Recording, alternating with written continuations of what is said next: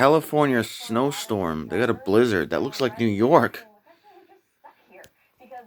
It's literally what New York looks like when we get a snowstorm. In higher elevation areas, we're expecting 6, 7, 8 feet of snow. In the lower elevations, we can expect 3 to 4 feet of snow. I mean, this could be historic for this area when it comes to a single event snowfall. We're expecting all of that in a 2-3 day period. So it is Wow. almost unbelievable, Fred.